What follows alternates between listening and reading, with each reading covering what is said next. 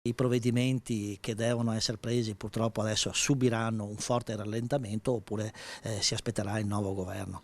Io credo che ci sia un po' di incoscienza a andare alle urne in questo momento.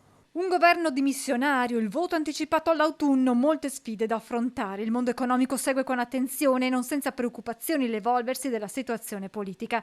La guerra, la pandemia, l'emergenza legata al gas, temi sui quali cittadini e imprese aspettano risposte. Aver aspettato 6 mesi o 8 mesi non avrebbe cambiato niente, ma però ci avrebbe portato in sicurezza per quanto riguarda il PNR. Abbiamo una situazione nell'Europa dell'Est, in Ucraina, che anziché andare verso una ipotetica soluzione o prospettiva di soluzione si sta invece peggiorando la situazione, i costi energetici del gas lo vediamo tutti. Draghi e il governo resteranno in carica per affrontare gli affari correnti. Per Carlo Valerio di Confapi è un'importante garanzia per i prossimi mesi prima del voto. Tutto quello che è stato iniziato in precedenza andrà avanti nel proprio percorso. Valerio però non risparmia una dura critica alla politica per quanto accaduto. In realtà chi vive nella realtà, scusate il bisticcio, sa di che cosa ci sarebbe bisogno.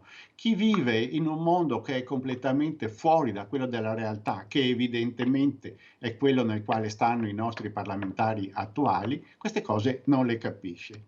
E questo purtroppo ha creato un mondo di autoreferenzialità da parte dei politici che è incomprensibile alle persone che fanno la vita di tutti i giorni. Confartigianato Marca Trevigiana declina in chiave locale quelle che potrebbero essere le conseguenze economiche della crisi di governo. Noi avremo sicuramente nella Marca Trevigiana avremo circa più di 800 milioni di euro di perdita delle nostre attività e le aziende che sono già oggi in difficoltà, pensiamo solo alla questione del 110 con la cessione del credito, sono importanti. Parliamo del PNRR, questo sicuramente andrà a rilento, non ci saranno gli investimenti che si possono fare, ci sarà tutta una serie di situazioni dove regnando questa confusione sicuramente non c'è la possibilità di capire cosa effettivamente le nostre aziende potranno fare.